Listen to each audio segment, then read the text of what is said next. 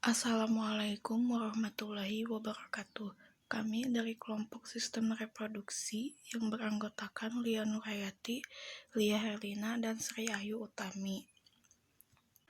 Di sini ada komponen dari sistem reproduksi yang meliputi gonad atau organ yang reproduksi yang menghasilkan gamet dan hormon. Lalu ada saluran yang menerima dan mentransfer gamet. Lalu ada organ dan kelenjar yang mensekresikan cairan ke aksesoris saluran sistem reproduksi. Lalu ada genital eksternal atau disebut dengan struktur perineal. Di sini, di sistem reproduksi pria meliputi beberapa komponen, yaitu ada gonad atau testis. Kemudian ada saluran yang mentransfer gamet yang meliputi epididymis, saluran differens atau van differens, lalu ada saluran ejakulasi dan uretra. Kemudian ada organ dan kelenjar aksesoris meliputi kelenjar seminal, kelenjar prostat, kelenjar bulba uretral, dan kemudian ada genital eksternal meliputi uretra dan penis. Kemudian ada organ reproduksi pria dibagi menjadi 4 bagian. Yang pertama ada testis, yaitu untuk pembentukan sperma dan hormon testosteron. Lalu ada saluran yang meliputi epididymis atau pematangan sperma. Kemudian ada vas deferens atau saluran sperma. Kemudian ada uretra atau saluran penis. Selanjutnya ada kelenjar nutrisi, ada prostat atau netralin uretra. Ada Cooper atau netralin urin, dan vesikulasi seminalis atau energi sperma. Yang terakhir ada penis atau alat kopulasi. Di sini testis ukuran panjang kurang lebih 5 cm, lebar kurang lebih 3 cm, dan tebal kurang lebih 2,5 cm. Berat 10-15 gram. Testis berada di dalam skrotum yang terletak anterior anus dan posterior penis. Setiap testis terbungkus oleh tunika albuginea pada bagian luarnya yang memanjang ke arah dalam, membagi testis menjadi lobul-lobul. Masing-masing lobul mengandung tubulus seminiferosa penghasil sperma dan sel interstisial penghasil androgen. Secara struktur internal, skrotum dibagi menjadi 2 bagian yang terpisah. Yang pertama ada masing-masing testis terletak di rongga skrotal yang terpisah, meliputi lapisan pelindung testis, lapisan visceral, lapisan parietal. Kemudian ada tunika vaginalis mengurangi friksi antara lapisan visceral dan parietal, yaitu ada otot dartos, otot polos, otot kremaster, dan otot skelet yang berasal dari otot di testis. Otot testis, di sini ada organ atau gambar organ dari otot testis. Di sini testis ukuran panjang kurang lebih 5 cm, lebar kurang lebih 3 cm, dan tebal kurang lebih 2,5 cm. Berat 10-15 gram. Testis berada di dalam skrotum yang terletak anterior anus dan posterior penis. Setiap testis terbungkus oleh tunika albuginea pada bagian luarnya yang memanjang ke arah dalam, membagi testis menjadi lobul-lobul. Masing-masing lobul mengandung tubulus seminiferosa penghasil sperma dan sel interstisial penghasil androgen. Di sini ada spermatogenesis, yaitu dimulai di dinding terluar tubulus seminiferus. Sel anak yang dihasilkan akan semakin mendekati lumen. Spermatogenesis, produksi gamet pria pada tubulus seminiferus, dimulai pada saat pubertas. Spermatogenesis, proses pembentukan sperma atau sel kelamin jantan pada seorang pria yang terjadi di tubulus seminiferus testis. Lalu ada proses pembentukan sperma. Yang pertama ada spermatogonium yang berkromosom diploid, membelah secara mitosis menjadi spermatosit primer yang berkromosom diploid. Selanjutnya, spermatosit primer membelah secara meiosis 1 yang menghasilkan 2 spermatosit sekunder yang berkromosom haploid. Kemudian setiap spermatosit sekunder akan membelah secara meiosis 2 menjadi spermatid yang berkromosom haploid. Lalu akhirnya sel-sel spermatid akan berdiferensiasi menjadi spermatozoa atau sperma yang berkromosom haploid. Di sini ada struktur sperma, terbagi menjadi 4 bagian. Yang pertama ada kepala yang mengandung nukleus yang membawa informasi genetik atau kromosom. Di ujung kepala terdapat akrosom yang berisi enzim yang penting dalam proses fertilisasi. Lalu ada leher yang mengandung mitokondria yang berfungsi untuk menghasilkan ATP agar bagian ekor dapat bergerak. Lalu ada ekor yang menggerakkan sperma. Sperma tidak mengandung organel, yaitu karena penurunan ukuran dan massa sel dan memerlukan suplai nutrisi dari cairan sekelilingnya. Kemudian ada epididymis. Epididymis merupakan tubulus yang bergulung panjang kurang lebih 7 meter. Terbagi menjadi ada kepala, badan, dan ekor, dan spermatozoa disimpan di bagian ekor. Fungsi dari epididymis yang pertama ada monitoring atau mengatur cairan yang diproduksi oleh tubulus seminiferus. Kemudian sebagai pusat daur ulang untuk spermatozoa yang tidak sempurna atau rusak. Kemudian tempat penyimpanan melindungi spermatozoa dan memfasilitasi pematangannya. Dan spermatozoa berada di epididymis selama kurang lebih 2 minggu. Ketika meninggalkan epididymis, spermatozoa sudah matang dan masih immobile.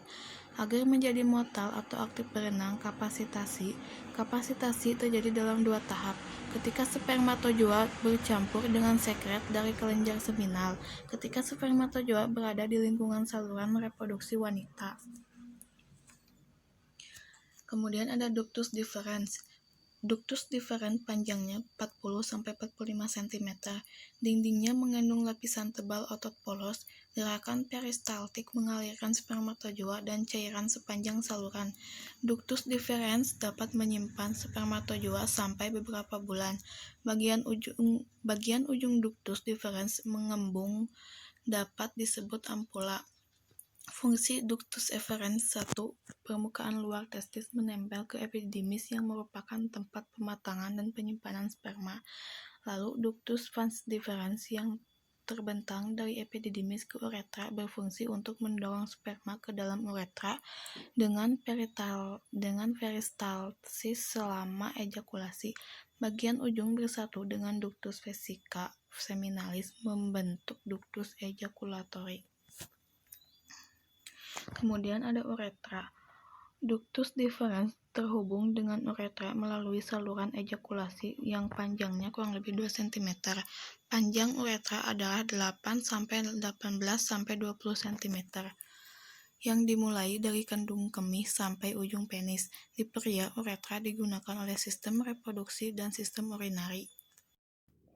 Kelenjar aksesoris terdiri dari 3 meseminal, yaitu kelenjar prostat, kelenjar bulboretral kelenjar A. Fungsi kelenjar aksesoris: 1. Aktivasi spermatozoa. 2. Menyediakan nutrisi untuk spermatozoa untuk motilitasnya. 3. Mengeluarkan semen sepanjang saluran reproduksi. 4. Memproduksi buffer yang akan menetralkan keasaman di lingkungan uretra dan vagina. Kelenjar seminal. Kelenjar seminal merupakan kelenjar tubular dengan panjang 15 cm. Kelenjar seminal mengekresikan 60% cairan di semen. Cairan seminal mengandung fruktosa, prostaglandin, dan fibrinogen.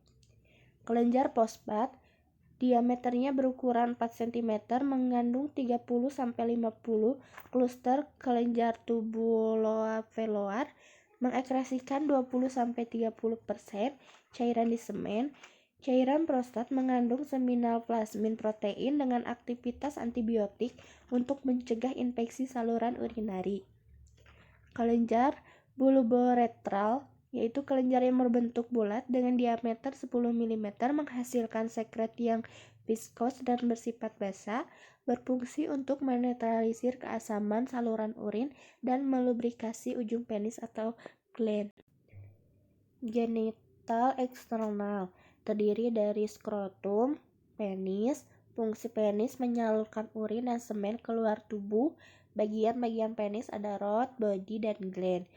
1. Skrotum mengandung testes. Skrotum memberikan temperatur yang sedikit lebih rendah dari temperatur tubuh yang diperlukan untuk produksi sperma hidup, yaitu 3 derajat Celcius.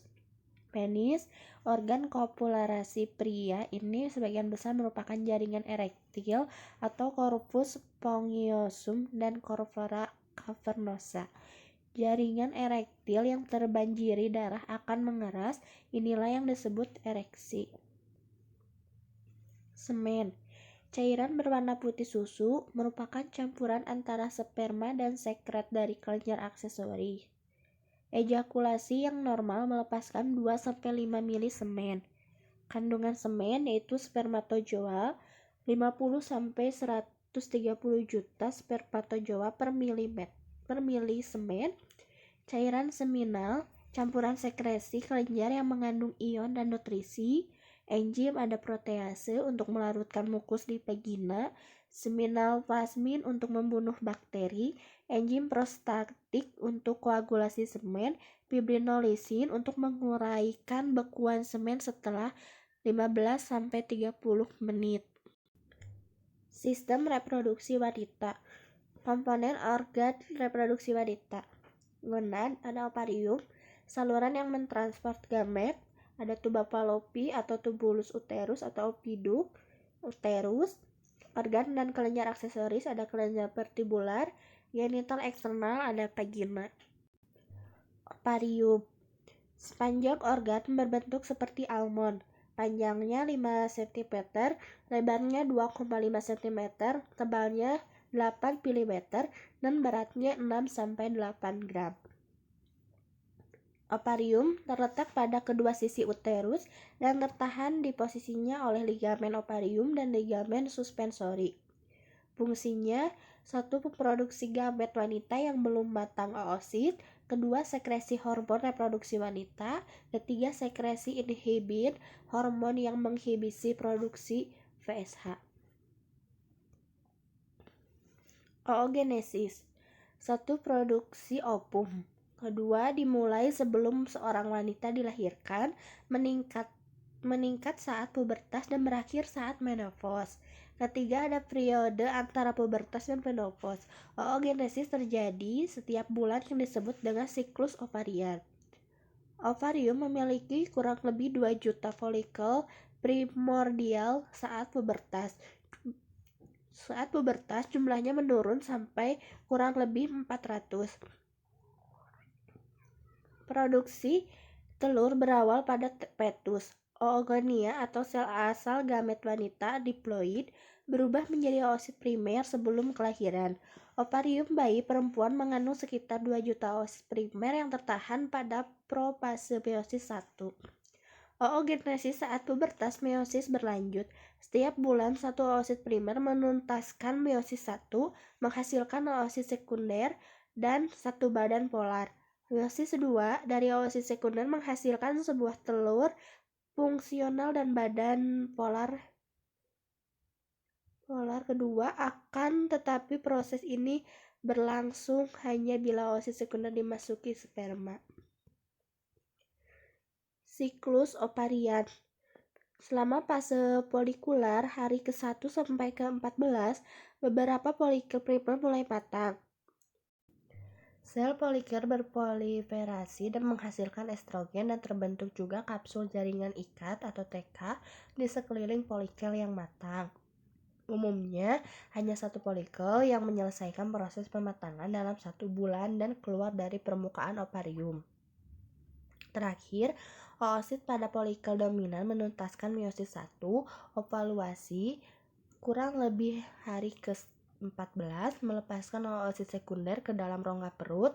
Folikel lainnya yang sedang berkembang mengalami degradasi. Pada fase luteal hari ke-15 sampai 28, durasinya konstan selama 14 hari. Folikel yang telah melepas telur berubah menjadi korpus luteum yang menghasilkan progesteron dan estrogen sampai akhir siklus. Bila tidak terjadi fertilisasi, korpus luteum terdegenerasi dalam 10 hari. Ada tubulus uterus atau tuba fallopi atau opiduk. Saluran berbentuk silinder yang tersusun dari otot, panjangnya itu 13 cm. Terbagi menjadi 3 segmen, yaitu infundibulum paling dekat dengan ovarium memiliki perpanjangan yang berbentuk seperti jari. Fibriae yaitu bagian dalam dilapisi silia yang mendorong oosit ke arah tengah. Terus ada ampula, bagian tengah semakin dekat dengan ke uterus, tebal otot polos meningkat. Lalu ada isthmus, bagian paling ujung yang terhubung dengan dinding uterus. Epitel oviduk terdiri dari sel kolumnar bersilia dengan musin secreting cell tersebar. Lapisan otot polos melingkupi lapisan mukosanya. Oosit ditransfer sepanjang aviduk akibat pergerakan silia dan kontraksi peristaltik dinding oviduk. Infundibulum atau uterus 3-4 hari. Fertilasinya itu 12-24 jam pertama di batas antara ampula dan isthmus. Uterus, organ berbentuk seperti buah pir, panjangnya 7,5 cm, diameter maksimumnya 5 cm, beratnya 50-100 gram. Fungsinya proteksi mekanik, sumber nutrisi, removal sisa metabolisme dari embrio minggu ke-1 sampai 8 dan fetus minggu ke-9 sampai kelahiran. Kontraksi otot uterus penting dalam proses kelahiran. Dinding uterus tersusun oleh perimetrium atau luar, myometrium dan endometrium yaitu dalam. Endometrium terdiri dari lapisan fungsional yang secara periodik terkikis kecuali bila ditanami embrio, dan lapisan basal yang menyusun ulang lapisan fungsional. Lapisan dinding uterus ada perimetrium yaitu lapisan pelindung, myometrium tersusun dari otot polos yang tebal membentuk 90% massa uterus. Fungsinya kontraksi otot mendorong fetus saat kelahiran. Endometrium membentuk 10% massa uterus, jaringan vaskular dan glandular berfungsi sebagai support fisiologis untuk fetus dibagi menjadi 2 zona, yaitu zona basilar yaitu menyambung dengan myometrium, zona fungsional bagian yang paling dekat dengan rongga uterus, di bawah pengaruh kelenjar uterus. Kelenjar aksesoris, saluran yang tersusun dari otot bersifat elastis antara serviks dan lingkungan luar. Panjang vaginanya 7,5 sampai 9 cm, diameternya bervariasi. Fungsinya untuk jalur eliminasi cairan menstrual, jalur transfer spermatozoa ke uterus, jalur kelahiran uterus. Genital eksternal terdiri dari labia, klitoris, dan kelenjar vestibular. Klitoris itu penis, kelenjar vestibular itu kelenjar bulboretral yang menjaga kelembaban dan lubrikasi area vestibular. Kelenjar mamari tersusun dari kelenjar mamari, jaringan adiposa, struktur eksternal, puting, dan areola. Fungsi produksi ASI atau laktasi dikontrol oleh hormon sistem reproduksi dan plasenta. Menstruasi. Bagaimana siklus menstruasi pada wanita? Terjadi atas beberapa siklus, berikut adalah penjelasannya. Siklus menstruasi dimulai ketika puber. Siklus pertama atau yang disebut menarche dimulai ketika usia 11-12 tahun. Ada fase menstruasi atau datang bulan hari ke-1 sampai ke-6. Jika ovum tidak dibuahi sperma, maka corpus luteum akan menghentikan produksi hormon estrogen dan progesteron yang menyebabkan lepasnya ovum dan meluruhnya lapisan endometrium dari dinding rahim serta keluar melalui vagina sebagai darah menstruasi. Selanjutnya ada fase praovulasi atau hari ke-7 sampai ke-13. Kelenjar hipofisis atau pituitaria menghasilkan PSH follicle stimulating hormone yang memacu pematangan folikel untuk mengeluarkan hormon estrogen. Adanya hormon estrogen yaitu satu menyebabkan pembentukan kembali lapisan endometrium, kedua menyebabkan serviks atau leher rahim menghasilkan lendir yang bersifat basah untuk mendukung kehidupan sperma. Selanjutnya ada fase ovulasi atau masa subur hari ke-14. Akibat peningkatan kadar estrogen, maka akan menghambat pengeluaran PSH sehingga kelenjar hipofisis menghasilkan LH yang memacu pelepasan oosit sekunder dari folikel yang disebut ovulasi. Fase pasca ovulasi atau hari ke-15 sampai 28. Folikel yang telah mengeluarkan oosit sekunder akan mengkerut dan menjadi hormon corpus luteum yang mengeluarkan hormon progesteron dan sedikit hormon estrogen. Akibatnya, lapisan endometrium menebal dan siap menerima perlekatan embrio bila terjadi fertilasi atau pembuahan. Namun, jika tidak terjadi fertilasi, corpus luteum akan berubah menjadi corpus albicans, dan selanjutnya dinding rahim atau lapisan endometrium akan meluruh menjadi darah menstruasi. Menstruasi tempat terbentuknya ovum. Ovarium membentuk ovum atau proses oogonium, oviduk atau tuba fallopi, tempat fertilisasi, uterus atau rahim, tempelnya zigot, vagina atau kopulasi. Kesatu proses produksi satu ada gametogenesis. Gametogenesis diproduksi dari gamet dan melibatkan proses penting yang disebut meiosis. Dalam setiap ovarium terjadi perkembangan sel telur atau oogenesis disertai sekelompok sel yang disebut sel folikel. Terus perkembangan oogenesis dari oogonium jadi oosit terjadi pada embrio dalam kandungan dan oosit berkembang menjadi ovum. Setelah itu mulai pubertas. Pada masa pubertas, ovum yang matang akan dilepaskan dari sel folikel dan dikeluarkan dari ovarium atau ovulasi. Sel ovum siap untuk dibuahi oleh spermatozoa dari pria, berhasil bergabung akan membentuk zigot. Kedua, ada hubungan kelamin dibutuhkan untuk tercapainya konjugasi sperma dan ovum. Tanpa hubungan kelamin, atau selanjutnya inseminisasi buatan peranan pria dalam hubungan kelamin, yaitu ereksi atau kakunya penis. Satunya adanya stimuli psikogenik atau auditory visual, olfaktori, sentuhan, dan imajinasi.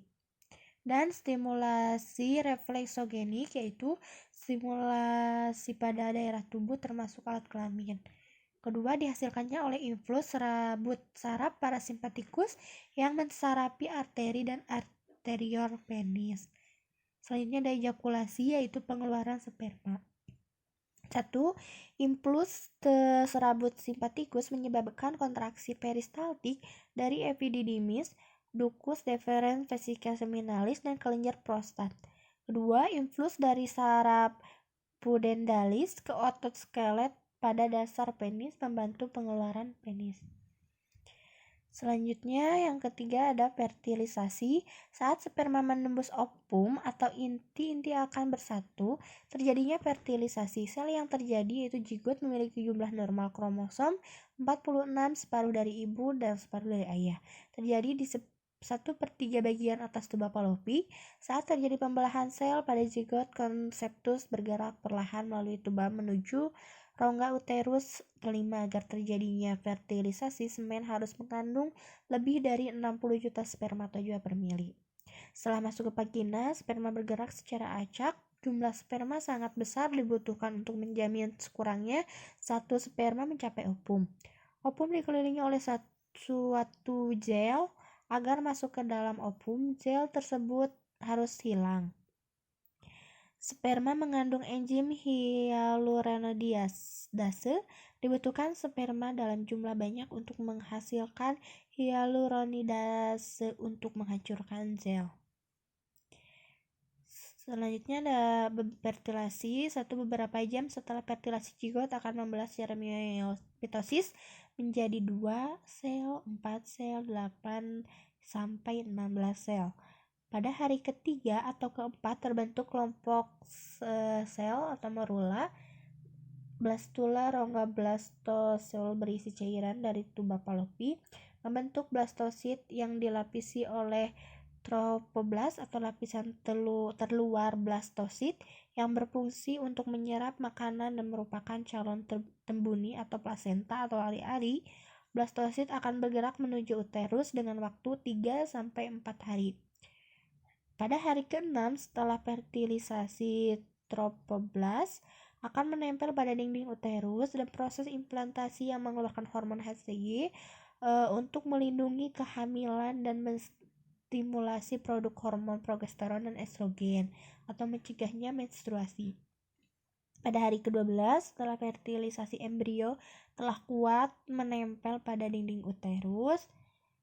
Lanjut fase grastula, hari ke-21 plasenta terus berkembang dari trofoblast. Mulai terbentuk 3 lapisan dinding embrio yang akan berdiferensiasi menjadi organ-organ tubuh. Progesteron dan estrogen merupakan hormon yang berperan dalam masa kehamilan 3-4 bulan pertama masa kehamilan. Hormon estrogen yaitu merangsang kontraksi uterus. Hormon progesteron itu fungsinya yang menghambat kontraksi uterus. Prolaktin merupakan hormon yang disekresikan oleh plasenta, berfungsi untuk memacu glandula mamae untuk memproduksi air susu dan mengatur metabolisme tubuh ibu agar janin atau fetus tetap mendapat nutrisi. HCG merupakan hormon untuk mendeteksi adanya kehamilan, bekerja pada hari ke-8, minggu ke-8. Pada masa kehamilan, hormon ini ditemukan pada urin. Hormon oksitosin merupakan hormon yang berperan dalam kontraksi uterus menjelang persalinan. Keempat, ada kehamilan. Tanda awal tidak terjadi menstruasi. Uji kehamilan didasarkan pada hormon gonadotropik yang diproduksi oleh plasenta dalam jumlah besar dan diekskresikan dalam urin. Setelah sperma menembus ovum dan membelah terus-menerus dengan frekuensi meningkat, morula diselimuti membran trofoblast. Trofoblast membebaskan enzim proteolitik, membantu implantasi dalam dinding uterus, atau konseptus berusia 6 hari pada saat implantasi. Saat implantasi, morula telah berubah menjadi blastosit. Sel mempunyai inti berisi cairan blastosis, tertanam pada endometrium atau tebal dan banyak pembuluh darah. Beberapa sel membentuk embrio sendiri dan sel dua lainnya membentuk membran yang mengelilinginya.